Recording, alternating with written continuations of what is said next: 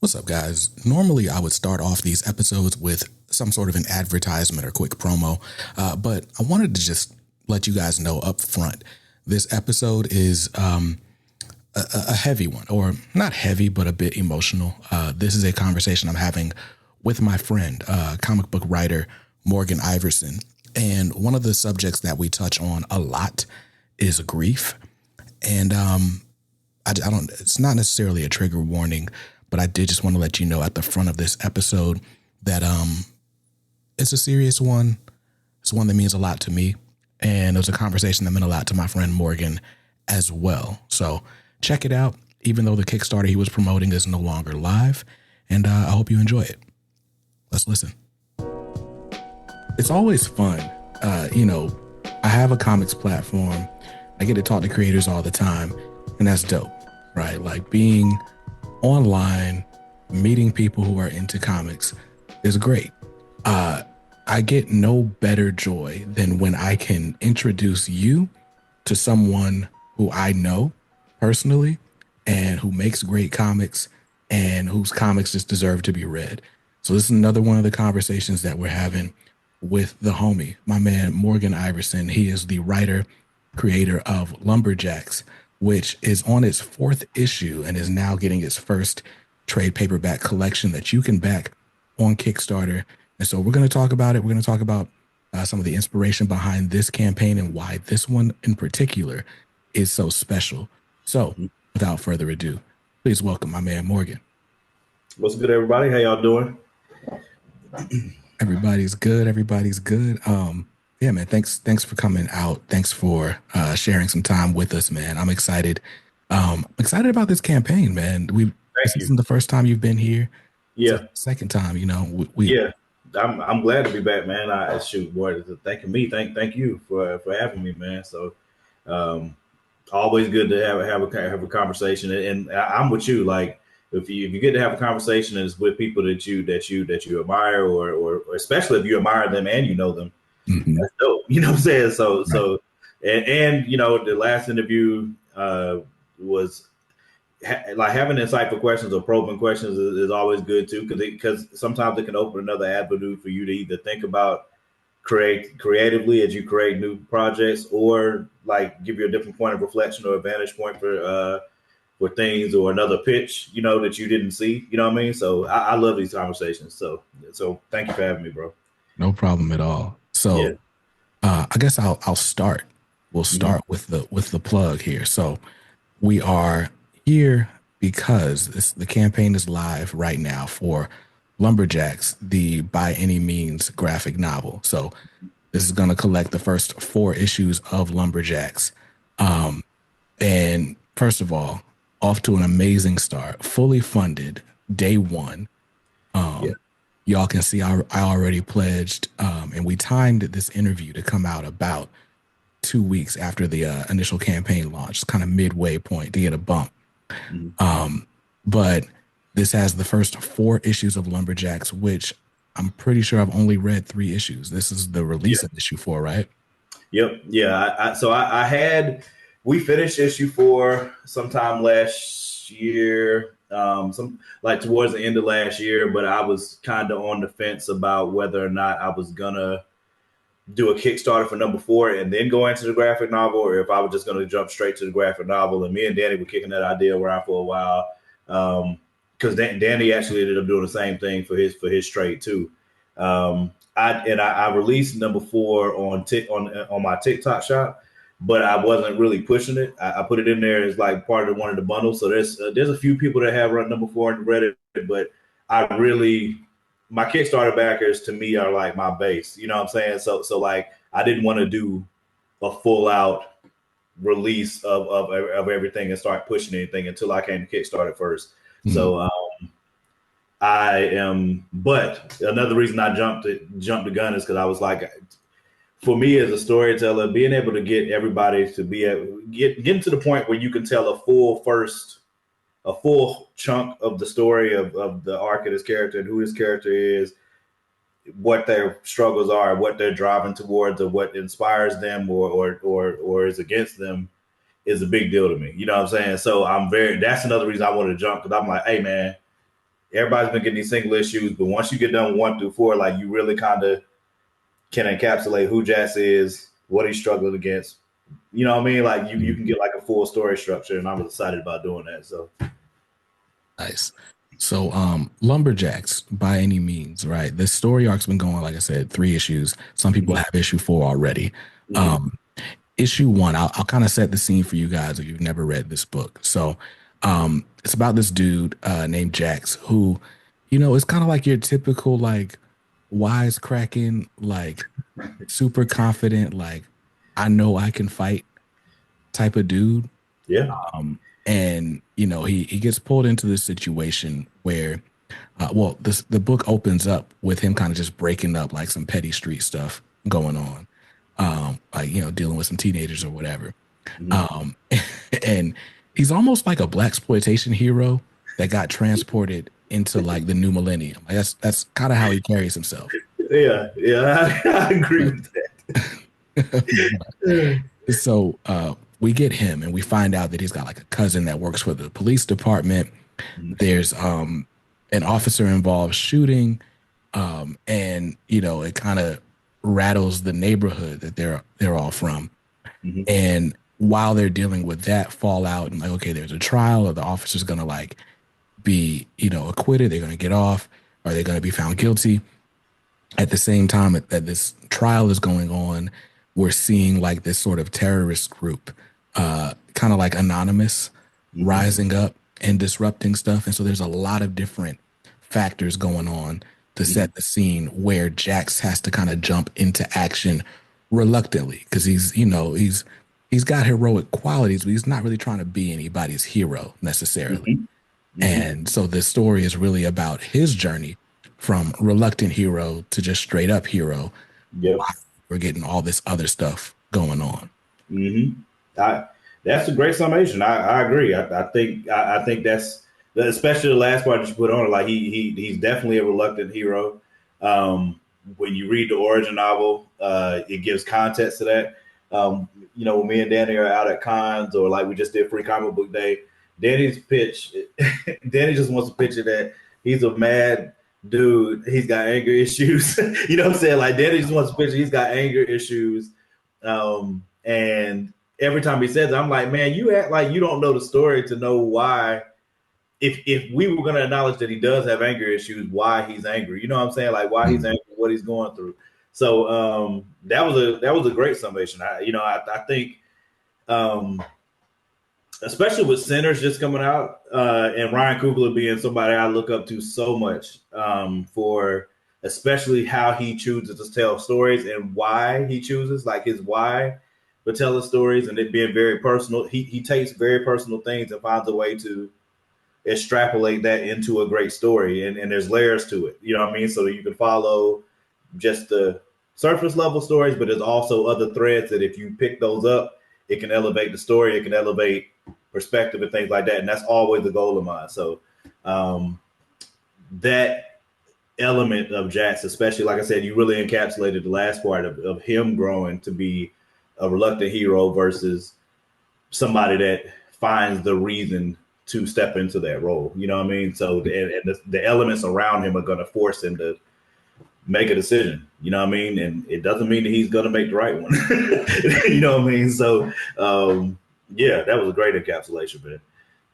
I appreciate it, man. It's a great story. It's funny. I remember when I was reading through the first issue, it was because I had just met you. Now, we talked about this last interview too, but I had just met you. And when I was reading the book, I was like, man, this just sounds like Morgan. Like, and the dialogue kind of works itself out over the course of the series, right? Like you grow as a writer as Jax grows as a character, which is interesting. But Jax was your first, or Lumberjacks was your first comic, right? Yeah. What inspired you to kind of jump into that ring?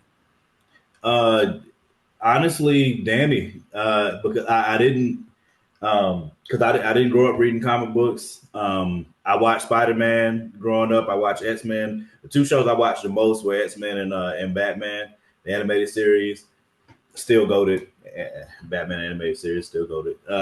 But like I grew up on those, but I literally had no concept that these TV shows came from comic books. I had no idea. You know what I'm saying? Same thing with Walking Dead. Like when I was watching Walking Dead and people told me it came from a graphic novel, I didn't even know what a graphic novel was. You know what I'm saying? So I was like, what is a graphic novel? You know what I mean? So Danny is honestly like I was when Danny got back from Iraq, because I met his wife first. I met Tiana first.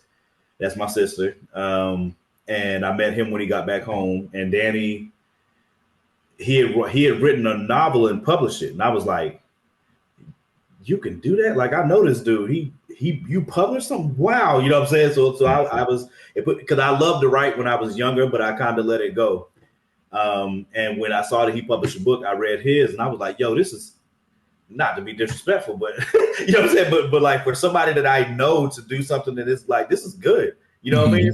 So like when I read it, I was like, yo, this is really good, yo. Like, and I asked him, there was a story that I was working on. I asked him, would he read mine? Because I admired his work. And he was like, yeah. And then when he read it, he was like, yo, I love this. Will you help me come up with some comic characters? And I was like, no, I'm not. I'm not doing that because I had no context for comics. So in my mind, you know, I played football growing up and I wasn't into that world. So in my mind, I'm like, man, no, absolutely not. You know what I mean? Like, there was a other elements to it, and Danny was just extremely persistent, extremely, because I told him no, not a few times. And over time, with me doing that, the idea for Lumberjacks started kind of percolating, and it started as one thing, and it just grew. You know what I'm saying? It's amazing how you can go from something very small and minuscule against your will, honestly, kind of like Jax, you know what I'm saying? Because I definitely was not trying to do it, but the idea came and it just grew, and over time you get to a graphic novel. You know what I mean? If you're persistent. So which is one of the reasons that it means a lot to me. So but yeah, it was definitely Danny. I give him all the credit for that. Like writing, I've always loved. Storytelling, I've always loved, but Danny is definitely the inspiration for getting me into comics. Word. Yeah. Danny's just an encourager like that, though. Like, yep. You know, I've got this idea I've been bouncing around for over a year at this point. Yep. And he always hit me up like, yo, when we gonna do it? Like, just do it, just write it. And I'm like, I got other stuff I gotta do first. I gotta learn. I gotta take a class. Care about that. He don't care about that. Danny does not care about that. Like I've told him, I don't know, you know, as a person that loves the Bible, I know that sounds like holy or something, but I don't mean it that way. I just mean it in a even if it was just a narrative, I just like the narratives that are in the Bible. And I told Danny, like, he's got a Bezalel spirit. This guy that God gave the ability to everything that God was telling Moses that he wanted to be in the tabernacle and how it needed to be and all that stuff. He put the anointing of Bezalel on. He put the anointing on Bezalel to create those things. And I told Danny, bro, Danny can go outside and be like, man, I want a rocket ship. And I'd be like, why? You know what I'm saying? Like that's our dynamic at all times. Like he will think and be like, bro, I need a rocket ship. I'd be like, for what? Where you're not going to space? And then he'd be like, but I might though. So I don't know. And I'd be like, all right, well, how would we go about it? So I'm on the like planning part of it. And then he's like, I don't know. And then the next thing in the morning, it's a makeshift rocket ship outside. You know what I'm saying? You're like, well, how? Why did you do this? It doesn't always work for good. It works against him sometimes. But that's just who he is. So that dude's naturally like that. Yeah. We all need to, you know, kind of get up and go get it sometimes. And so I love the encourager that Danny is in that way. And I love that he's not like just, you know, telling you to go do it. Like, oh yeah, he ain't telling nobody nothing he wouldn't do himself. 100%. That's another thing I love about him too. Like Danny does not point and click without being willing to click with you. That's definitely who he is. So yeah, he hats off to my boy. He definitely gets all the credit for that. Right, for sure. So this campaign has been underway for not even a week, right? It launched on Sunday, May 4th, which is a special day for you. Can you explain to us why it's special? Yeah, that's May 4th is my son's birthday. As I was kicking around this idea of whether I was going to launch or not. And I was talking to the guys, you know, how close Danny, Wally Rowe, we were talking, and we were kicking around the idea because they were just telling me, man, what are you waiting on? You got you got all the pages you need. You're not waiting on pages. You're not waiting on colors. You're not waiting on letters. What are you waiting on? And I kept telling them, nah, it's not right yet, whatever. But when the thought came, oh my God, yo, my son's birthday is around the corner. Wait, my daughter's birthday is right after his. Oh my God. You know what I'm saying? I was like, yo, I could launch on my son's birthday and end it on my daughter's birthday. My kid's on the cover of this. What? Why did I think of this before? You know what I'm saying? And once that dawned on me that I could do that, it was no way I wasn't gonna do it now. You know what I mean? Like whether I was ready or not, I was gonna do it because that was just an exciting idea. Because my son's birthday is May 4th, my daughter's birthday is June 6th. So I said, all right, more. I've never run a campaign that is not at least 30 days. So, you know, I have to add 2 days. Fine by me. You know what I mean? So I was excited, especially because the kids are on the cover of the graphic novel. And that meant a lot to me because we've been through a lot in that time period. And which is this book, this graphic novel was a commemoration of that to me, for me personally. The things that we had overcome as a family, me and my kids. So it meant a lot to me. My relationship with my daughter, my son's health issues, and how many times he's overcome stuff over and over again. So that was obviously, I was really excited even before anything else happened. And then April 15th, I lost my son. And obviously it took on a whole different level of importance, but I was honestly not going to do it. You know, when you start the grieving process, you don't really saying things melt away kind of is, I guess that's one way to say it. But like, if you were not a person that really had perspective before it, I mean, you talk about something that centers you. That's a very centering process of you figuring out quickly what matters to you. And because my son has special needs, that's part of the commemoration because of the things that we had to do to take care of him, to keep him safe, the fighter that he was. I wanted to commemorate that. So losing him, our entire lives are dedicated to him. My entire schedule revolved around my son. So, you know, people will ask me every year, you know, are you going to be at this con? You going to be at that con?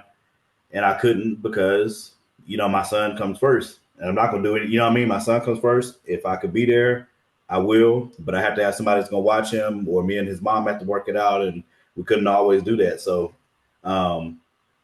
losing him definitely put a different level of importance. And it took me some time to kind of, to see losing him as a transition more so than a loss.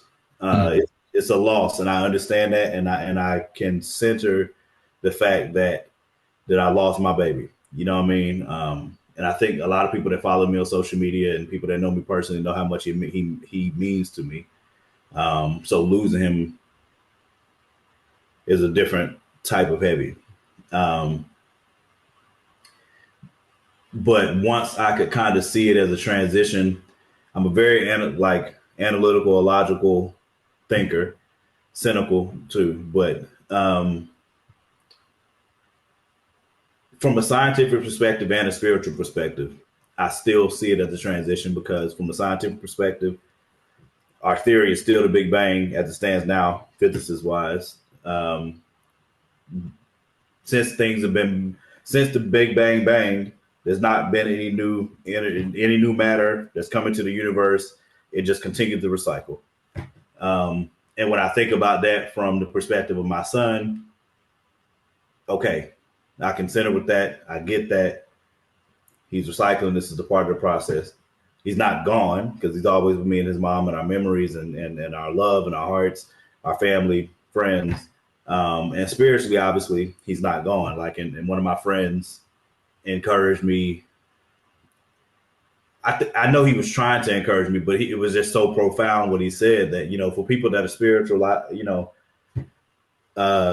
as a believer, as a Christian, we have the concept of heaven and hell, but a lot of times we can lose somebody and not be, if we're honest with ourselves, we're not sure if they're in heaven or hell. Mm-hmm. And my boy was like, bruh, I know that you're grieving right now. He said, but at the same time, bruh, think about what you have. Like, you don't have to wonder where your son is. There's nobody anywhere, you know what I'm saying, that has to wonder where your son is. You know where he is without a question, without any doubt in your mind, you know where he is. And I was still in the brain fog, you know what I mean? But that broke through, you know what I'm saying? And it really made sense to me immediately. And when I could wrap my head around that, at least halfway, then I just thought about my son, and I was like, what would Bubba want you to do? For those that don't know, I call my son Bubba. He has 4 names, and I never use any of them. You know what I'm saying? His name was Sean Michael Anthony Iverson, and I call him Bubba at all times. So if you hear me say Bubba, that's what I'm talking about. And my baby had an incredible spirit, an incredible smile, an incredible fight. And I just thought about my son, and I know he would not want me to not do it. And that was all I needed. All I needed was that. My daughter's been here for me, obviously. My friends, my group of friends, man,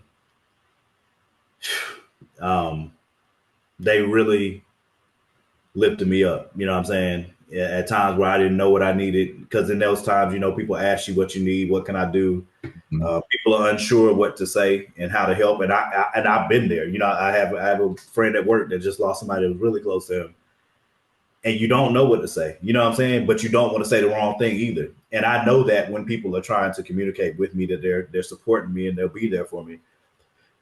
But I really, when people ask me, I don't know. You know what I'm saying? Like, I don't know what I need. I didn't, you know what I'm saying? And my best friend Tam, Derek, they didn't wait. They know me too well. So they like, even if he did need something, he's not going to tell you. So you just have to go. Like, you got to just show up. If he wants you to go home, he'll tell you, but show up, just go. You know what I mean? And I needed that. So yeah, obviously after a loss like that and still dealing with it now, it meant a lot to me. God knows. Like, the only thing that made his birthday tolerable was the fact that I was so glad that I did do the Kickstarter. I did keep it on his birthday, because it gave me something bright to look at. Mm-hmm. And it was a blessing, man. I did that live, and I knew I was going to be crying at times. Mm-hmm. I was sure of it, you know what I mean? But I also knew, and it also helped me too, to have his mom fully supporting everything.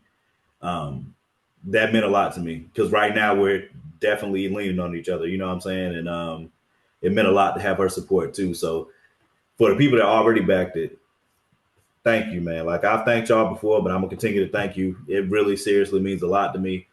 Like I said, it was definitely a huge bright spot for me in that day, because it was a really hard day outside of that, really hard. Because there's one thing my son's gonna do on his birthday was sleep. So, like, I don't care what you got going on. You got birthday cake, cupcakes, balloons, clown. I don't care.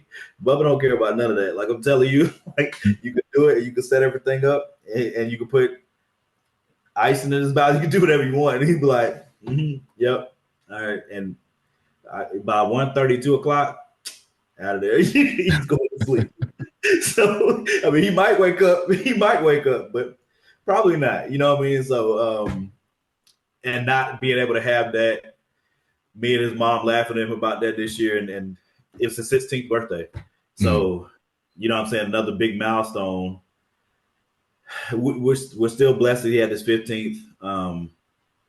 We were supposed to be going, he had a Make-A-Wish trip. We were going on Father's Day. So there's still hard times ahead, obviously. But this graphic novel and the success of it so far with this Kickstarter it means a lot, man. And it's helping to hold us up. And but thank y'all again. Thank you. Thank Danny. Thank everybody that reached out. The thoughts and prayers were absolutely felt. I want to say that too. I legitimately felt them, like, because there's so many parts of that process that um, it's indescribable, man. You know what I'm saying? Like it's a recertification of, Mhm. you know what I'm saying? Like it's because it happens and you know that it's real because you experienced it and you lived it and you were there and you, but your brain still, like, as it was happening in the hospital room, I could see it. I know because you know what I'm saying? Like you could Yeah. see it. And me and his mom still talk about it to this day. Like we knew what we were seeing, but at the same time, because we know our son, because of things he already made it through, because of all these things, one side of your brain is like, this is bad, and the other side is like, he's gonna pull through, he's gonna be fine. Mm-hmm. And you just constantly, I don't want to say constantly like 24/7, but it's like waves of you it hitting again. No, this is real. You know what I'm saying? Yeah.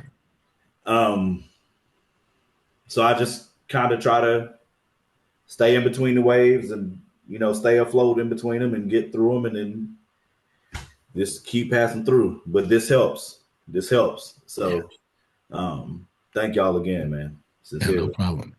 Yeah.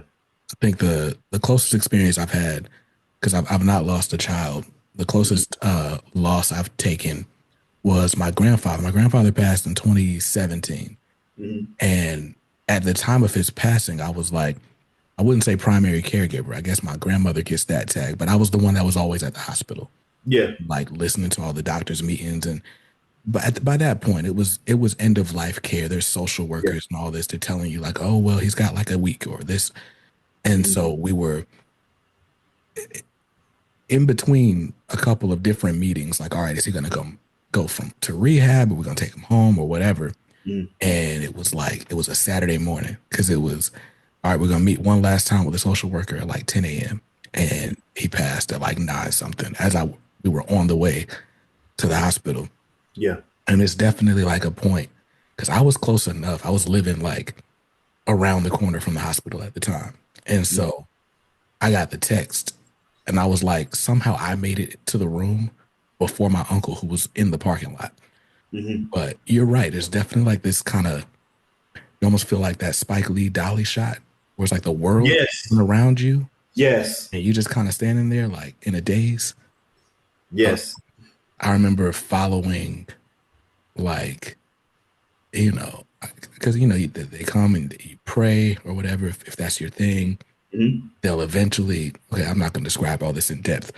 Yeah. Point though is like, I didn't believe it so much so that I like followed until the hearse came to pick up the body. I was like, Mm-hmm. I'm not leaving. Yeah. And then it did not hit me until like a week later when we were like burying him. And Yep.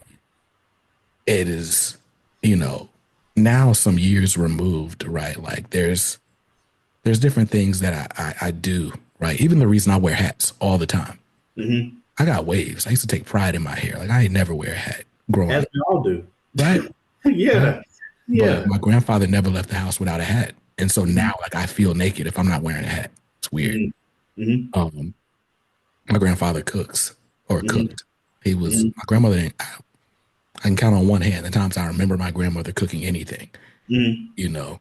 Well, she would cook for Thanksgiving. She would do the pies and stuff. But like Mm-hmm. day to day, that Mm-hmm. was him. And I do the same thing for my family, right? Mm-hmm. Like it's just over time, there are ways that we carry on legacy. Yeah. And, I think those things kind of get us through. Yeah. Absolutely. Absolutely. That Spike Lee shot, another perfect thing, man. Like in the moment, in the moment in the room, because of how there was no. The other reason that me and his mom were so devastated was because there was no, number one, his pulmonologist saved his life. Like we were looking at a time period 2.5, 3 years ago where we thought we were gonna have to put him in a facility because he had a big hospitalization like 3.5 years ago. We almost lost him, and he wasn't supposed to make it through that hospitalization, and he did. So afterwards, they had already told us while we were in the hospital, all right, you know, once he gets out, he'll never get back to where he was before. You know, they didn't want us to go out of there not being aware of the ramifications of how big of a hospitalization that was. Mm-hmm. Um, so when we got back to he got released, we had to go back to the hospital for a year and a half, almost 2 years.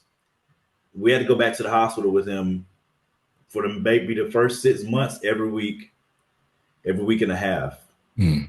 After that, it would stretch out to maybe 2 weeks, and then it would be in between like 2.5 weeks. And when he went back in, he's in there for 2 weeks, 2.5 weeks, whatever. When this happens, you lose nurses, you know, because they need hours too. Like all of the stuff that's in between. I can't, like you said, I won't explain every part. Yeah. But his pulmonologist, we transferred his care from Duke to Wake Med. We met Dr. Brule, Dr. Matthew Brule, at Wake Med, and his willingness to listen to us and work with us and educate us on how the lungs work and work with us. Okay, this is how lungs work. How does Sean's lungs work? You know what I'm saying? And Mm-hmm. then go from that perspective to work with us. And he was very realistic with us. He was like, we understand if that's the decisions you make because you have no choice, because we both have to work regardless. But let me try this first. Let me try this first. And what he did worked. It worked. And that's another reason we were so jarred, because he had just had 3 years of being back to normal where we never thought he'd get there again. Mm. So, and we thanked him constantly, his pulmonologist. And so when he got sick that morning, he wasn't even sick. He was fine that morning. He was completely fine. So the speed at which everything happened was another thing that just floored us. And like how you talked about, like you following Hurts because you couldn't believe it. I say I could not leave his room. Mm. You know what I mean? Like it took everything in me to walk out of that room. Because I knew I couldn't stay with the body. I knew I could not stay there. Yeah. And they were doing it. They were being as gracious as they could be, but they knew they had to get to the other parts of the process. And you know, yeah, it's that. But that's also another reason why I want to do the Kickstarter and share that story on the Kickstarter, because I know there's other people out there that are experiencing this like you have, and that are experiencing it like I have, whether it be your child, your mother, your father, you know what I mean, whatever it is. There's other people out there that are experiencing this too. And I want to help them. I want to help them find a way out, like I was able to find a way out too, to understand whatever you love to do, whatever's a part of you, can help pull you out of this space. You know what I'm saying? It can help. It doesn't mean that it's going to be perfect. It doesn't mean that it's going to be um, instant fix. No, it's not that. But it can help you. You know what I'm saying? It can help you to be able to focus on something else and stuff like that. And you know, the story of Jax, I want that to be that for people as well, for their purpose. Like that where I'm taking the story for Jax, I really heavily believe in everybody having gifts and a purpose. Like your gifts that you have are connected to your purpose. But I heavily believe that the gifts that you have and your purpose are connected to other people. You have those Mm-hmm. gifts and you have a purpose to share it with other people, because we all need each other in our gifts and our purpose. And Jax has to go through that journey too of understanding that. And even though you've lost things. Yes, you want to galvanize and you want to protect what you have, but sometimes you trying to protect what you have and galvanize like that can put you in more danger than if you just accepted the purpose that you know what I mean? So like that's a part of this process. And I get into part of that in this arc. And that's another reason I'm excited about. I hope that when people read the graphic novel that they can take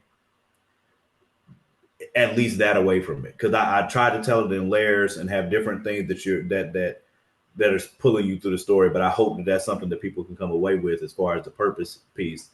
Um, but that's also why I shared so much on the inspiration part of the page, because I wanted people to.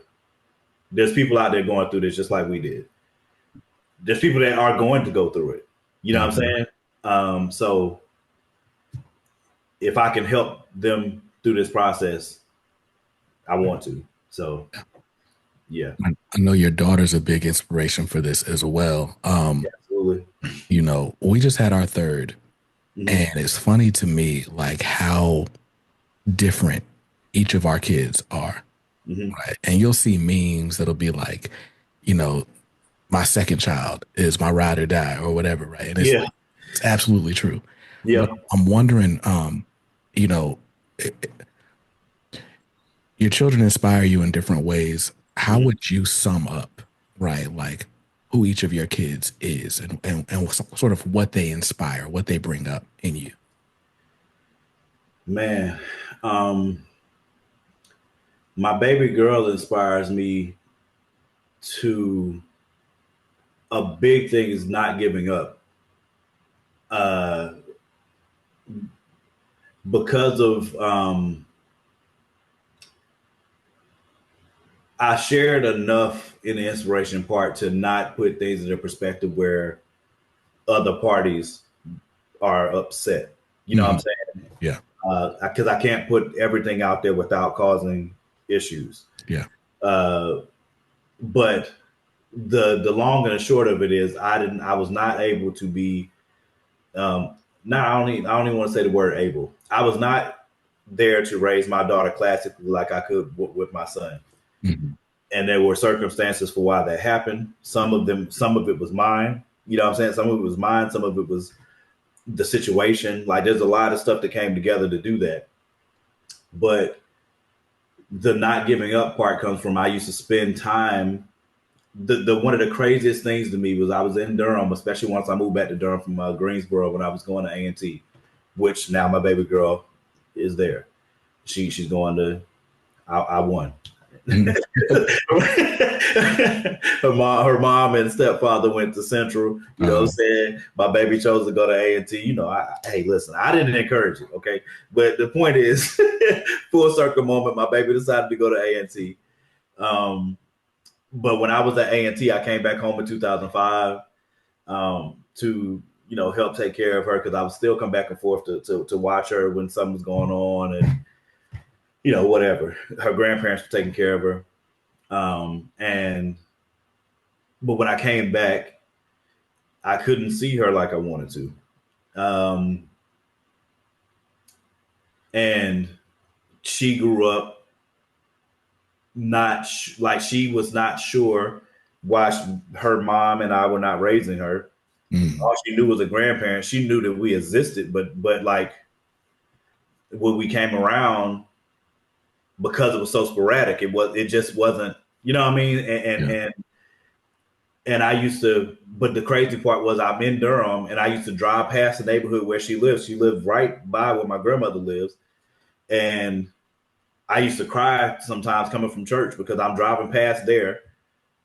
I want to see her, but can I though? Because if I, what I'm saying, like, what if this goes left? And if it goes left, now I really never see. You know what I'm saying? So Hmm. like, and I used to cry for that, and I really thought, I don't know when what I'm saying, like, what if she's literally grown when now we get the conversation and opportunity to have this, and I'm thankful that it happened before she got to college. It happened while we was in high school. So the fact that we got to try to build that relationship, regardless of what circumstances brought that together, um, sometimes, man. I mean, if you don't give up, if you're just around the door when it opens, Hmm. you know what I'm saying, good things can happen. So she inspires me both, and the way the conversation, the hardest conversation I've ever had in my life was that one. Hmm. Why I wasn't there, because she wondered, you know what I'm saying, and I Yeah. didn't, you know what I mean. So I've never had a conversation near that hard in my life. But I also believe in shooting straight. I kept everything a band with her without throwing anybody under the bus. I just took care of my part, Yeah. and we had a hard conversation. And I have my baby in my life now, and it means everything to me because I did not know that I would have that opportunity. So she definitely is my inspiration to never give up. Sean too, for different reasons, because of all the things, because he wasn't supposed to be here in the first place. Like he was 28 weeks. He caught an infection called necrotizer enterocolitis, or short term his neck. and that almost killed him. They cut out half one intestines and 2/3 of the other one just to save his life when he was a baby. I mean, he was 2 pounds 9 ounces. When he got sick, he went down to 1 pound 6 ounces, and he made it back from this. You know what I'm saying? Like, he was not supposed to leave the hospital. So I'm glad that God gave me two beasts for kids. You know what I'm saying? Like, you know what I'm saying? In different ways. Like, my baby's mentally tough. She has her stuff that she deals with just like I did. Because my father wasn't in my life when I was being raised. My grandma raised me. But that's also a reason why I knew some of the mental spaces she might be in, and it made our conversation easier. So, but she also inspires me about being. I have an open heart as it is, but her being willing to accept me back in, and she was scared in the beginning. You know what I'm saying? And I know she was scared, and that means the world to me, man. You know what I'm saying? So like, but I think one big thing. I'm glad you asked me that question, but I think for both of them, that never give up thing, man, is huge. You know what I'm saying? And my baby fought to the end. My son fought to the end. You know what I'm saying? My daughter, there's no end in sight. Mm. You know what I'm saying? But the fact that she kept it in a place in her heart, because she could have closed her heart to me. You know what I'm saying? So the fact that she didn't means the world to me. And having her in this comic book, and I share that. I share some of our journey in the comic, in the comics, in the origin novel, in the audio podcast. We both had a moment when I in the episode in the audio podcast. She called me crying one day, and we had a conversation about it, but it was triggered by the audio podcast, one of the episodes of the audio podcast. So, but again, I write that stuff and I'm willing to share it because I know there's other parents, there's other fathers that have been through this, that are going through this. There's other moms that have been through this that are going through this, grandparents, you know what I'm saying? So if y'all can be inspired by my story or draw strength from that, I'll freely share that. You know what I mean? Because I just really heavily believe in encouraging people like that, especially with actual authentic experiences. So, yeah, man, I might put that on a shirt or something, like, you know what I'm saying? Like the that never give up thing. Like, I gotta figure out a way to encapsulate it, but yeah, that never give up thing. I'm proud of my kids, man. I'm proud. And I'm proud of the relationship that I have with them, despite lifing. That's And ex- being stupid. yeah, yeah. So you mentioned experiences, authentic experiences, and then something else you mentioned is sort of the way you guys at Fourth Wall do multimedia, right? I remember when Danny had the shop out in Mebane or wherever it was, Burlington. Burlington. Got you. I Yep. stopped over there, and he had all his books arranged and stuff, and so I bought the books, and then he had the origin novel, like you mentioned Yep. for Ace Blade at the time. Mm-hmm. And I was like, I would buy this from you, dog, but I don't know when I'm gonna read all these words. So I'm just gonna leave that right there. But Yeah. but but y'all have that. You have comics, you have a full blown novel, you have the audio podcast, different experiences. You do a podcast, you do top 5 live, right? Mm-hmm. What is it that inspires you guys to do so many types of experiences or have people interact with your work in so many ways? I think I know on on the narrative side for the novel, for me, he inspired that. Like, when I read that novel, I was like, yo, this is crazy. I know this dude. He published a book. Like, now that's before I knew anything about how it was published or anything like that. But the thing that mattered to me is that he published something that I could literally go buy in a store and read, and it's actually good. You know what I'm saying? Yeah. So he was definitely the inspiration for that, and me trying to build a backstory for, because to me, one of the best things in storytelling, period, but especially superheroes and antagonists, is their origin. You know what I'm saying? Like, what's their why? And I think that works in different respects, especially I think Joker is who he is because there's so many iterations of people wondering what his why is, but you don't really know it. So I think it works in both. It can work directly or inversely. Like, it can work either way. but I believe heavily that your story is only as good as your antagonist. Mhm. And to me, being able to have that origin story there to tell you who these characters are, or why you're reading these comics, or what came out of that, was what started the narrative part. The audio podcast came because Danny originally was like, "Man, I just want to keep my writing skills sharp." He was like, there was this. I don't know if it's still there or not, but there's a website called Wattpad. Um, and we were like, all right, well, let's go up here and like write 100. We're gonna write short stories that are like 100 to 250 words. We were doing it like it's a challenge to ourselves. So we wrote some stories on Wattpad first, and then later on, we were like, yo, what if we do this as a podcast? And I was like, or what if we narrate these? Like, what if we read them for it to be other audio? Um, then that's one of the reasons that came about. Top 5 Live came about because it was about, some of this stuff is about consistency too.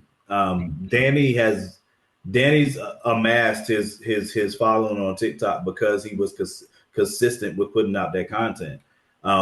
It was the same thing with us trying to do that with Wattpad. It was the same thing with us trying to do the audio podcast. So some of it is consistency, exposure, just the love for storytelling. Period.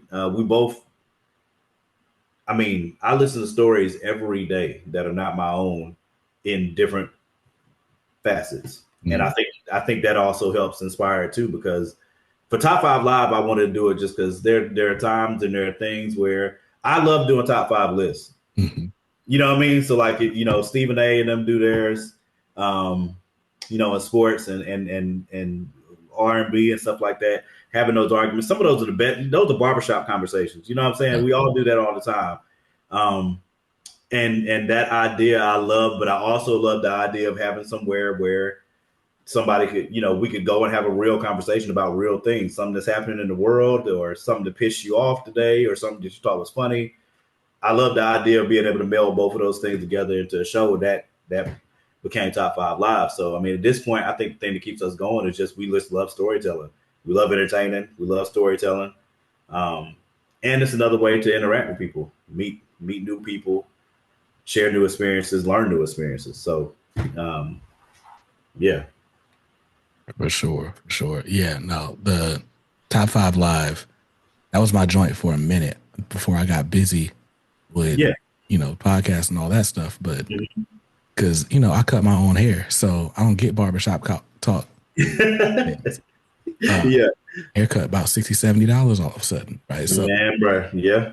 But I thoroughly enjoy just poking in on Top 5 Live, leaving a comment or two, and then going day because it's great to watch.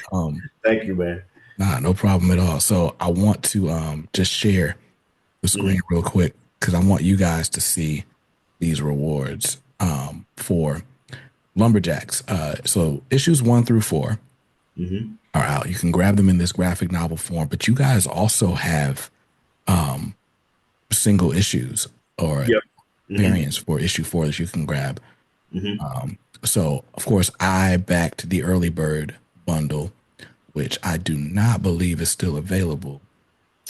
I think, there's still a few. So on the 60 one, there's some open. The $30 one is the one. I think we maybe got 11 left on the $30 one is the one it's the cover that you're looking at there. And I did that as an early bird, and then I did the variant cover as an early bird too. And the variant I named that Iverson Legacy variant because Guida had a really good. So again, I gotta give context. Giacomo Guida is the interior artist for the Lumberjack series, and he had a really good idea. Before I lost Bubba, he was like, "Man, I thought I had this really great idea." I said, "What is it?"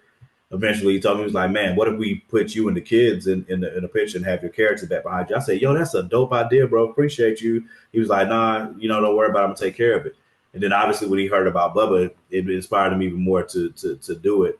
And then I had Tariq Holmes or TJ Holmes do the colors because he's a that guy's a beast on colors. Man. Yeah, he is a beast on colors. You know what I'm saying? So he's actually the one that did he colored the origin novel. Kanan White did the pencils and the inks for the cover that you see there, and TJ colored it. So I was just man when I saw that joint. That's one of the things like for with that cover. That cover still like it's gonna be all over the walls in the house, but like not just because I have the kids there, but because it's an homage to the first cover where Jackson's standing in the middle of the By Any Means People. This one is an homage to that first cover, but now because the story has grown and because Jackson's grown, now his family is surrounding him as they're surrounded by Any Means People, but you're also surrounded by the antagonists that you meet during Lumberjacks 1 through 4. So you see Jackson's why, you know what I'm saying, in the cover. And you see my why in the cover because my kids are on it. You know what I'm saying? So my inspiration it's like foolproof from character to me. And then the Iverson Legacy cover, I'm gonna be sending these out, or that's a part of it. Yeah, the Iverson Legacy cover. That's what Guida came up with, and I thought that was amazing. And TJ came up with a really great way because I wanted Bubba to be in the same clothes, same colors me and his sister were, but I also wanted to commemorate that my baby had transitioned, and he came up with the wings and halo thing and putting the little rim light on it, and obviously that cover is gonna mean a lot to me for the rest of my life. So, yeah, I know I'm getting. The only reason I did the Hollow Foil cover is because I know I'm getting it. You know what I'm saying? I know I'm getting it for me. So I was like, I guess I should offer this as a reward for everybody else too. You know what I'm saying? But even if nobody else gets it, I'm gonna have it. You know what I'm saying? That's what matters more. So, but I also went like for the high scale on those. Like I didn't do just a regular print for those hollow fours. Like I'm doing the silk pages, the silk text pages. The hollow foil is going to be laminated. Let's just say the price went up. the price for printing that book is not a little bit more than what the regular price is. So, but yeah, this was definitely already a very special campaign to me, even before I lost my son. But now afterwards, it makes it even much sore. And because my baby girl, I just went to pick her up. Again, I can't say how much I cherish the things that I get to do now as her dad. Mm-hmm. You know what I'm saying? Going and picking my baby girl up from my school from after her sophomore year to bring her home. And I never knew whether or not it was a good opportunity to do that. It means the world to me to do that, man. You know what I mean? So, yeah, man, like this is going to mean a lot to me for the rest of my life. So. For sure, man. I'm going through these rewards. I'm kind of mad. I ain't scroll down far enough. Hey, listen, I'm gonna tell you right now, Brad Hardy, that's my guy, bro. I'm telling you right now, y'all better stop playing because when I tell you Brad's not playing with y'all. Listen, man. There's a lot of original art on this campaign, but there's also a lot of original art that's already gone, man. Yes, sir. Yes, sir. I think there's two more. I think there's two more left. There's Animus. I think Harlem is gone already. Oh, really? I think Harlem is gone. But yeah, I have to look. Animus. I think Animus is the only painting left. And then we got a few more inked pages.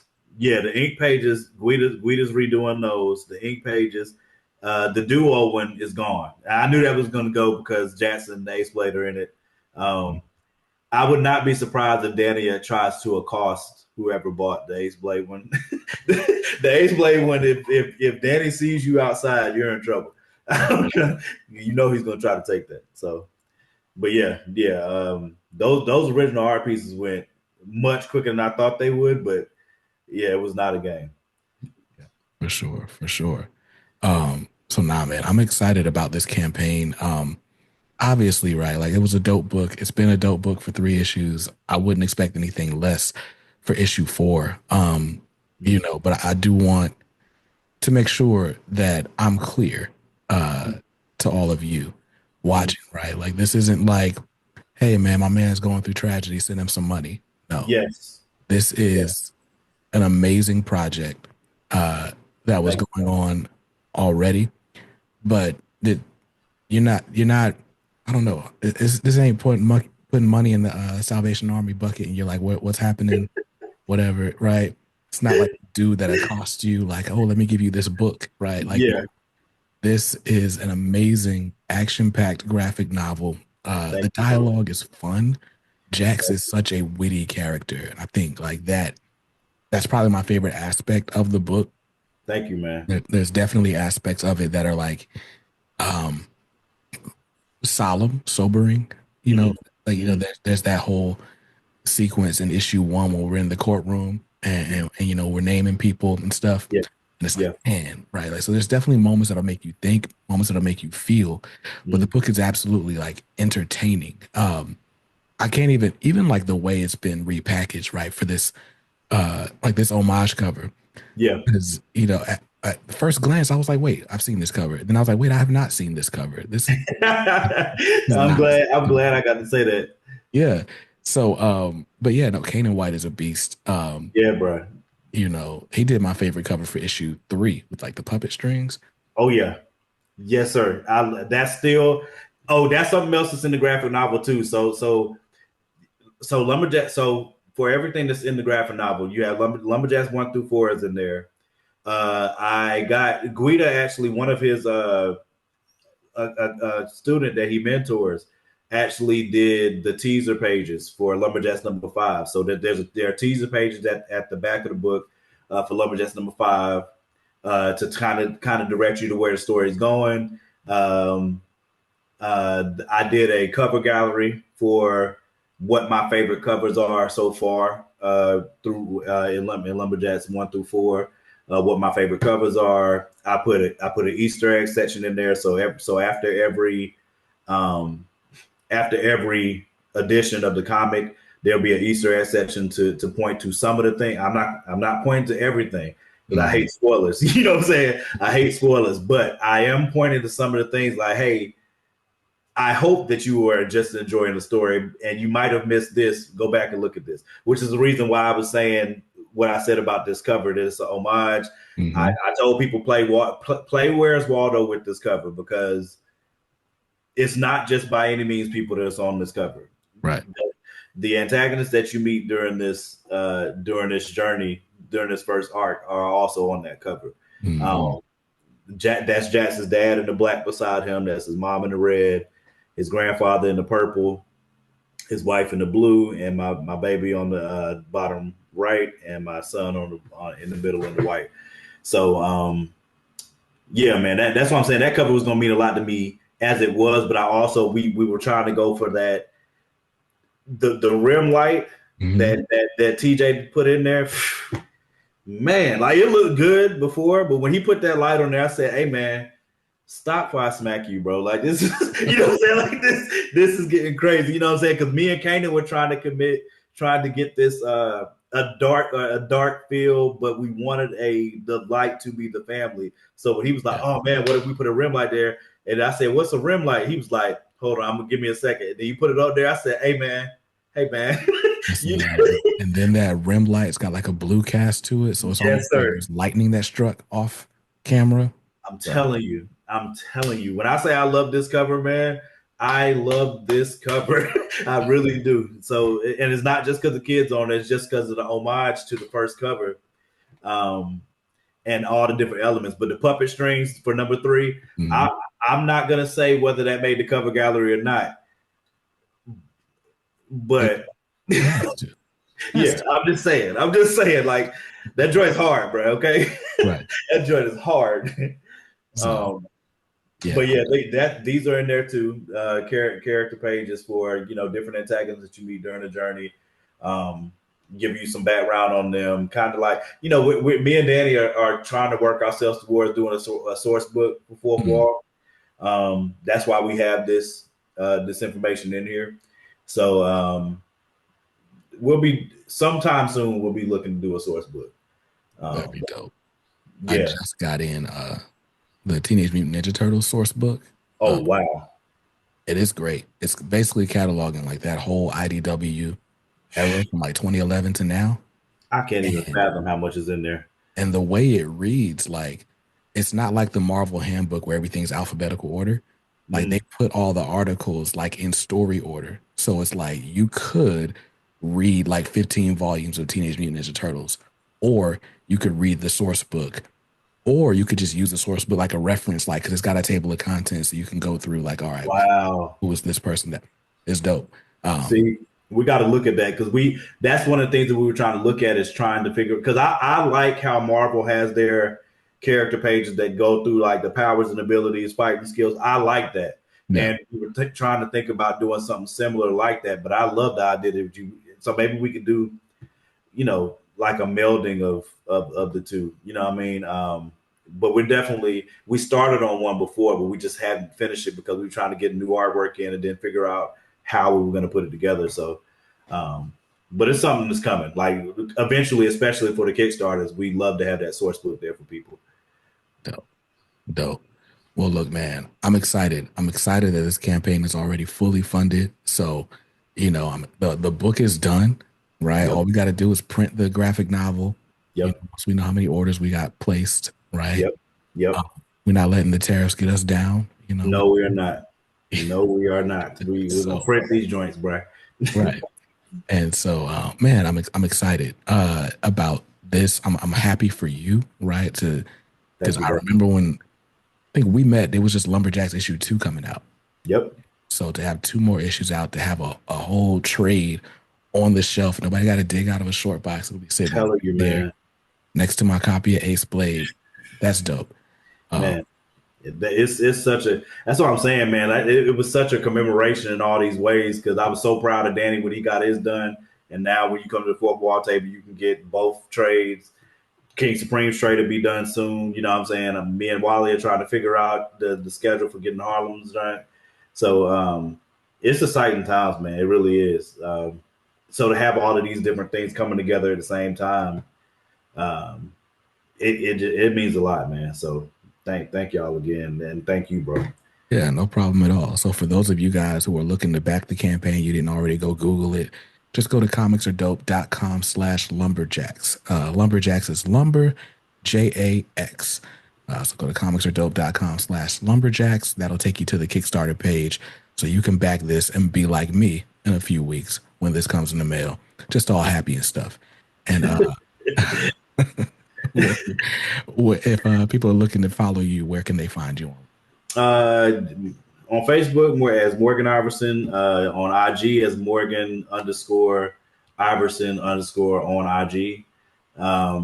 On TikTok as Lumberjacks. The E is a 3 instead of the E, and there's an underscore in between. But if you start typing it in, you'll see the cover for I think Lumberjacks #3 up there.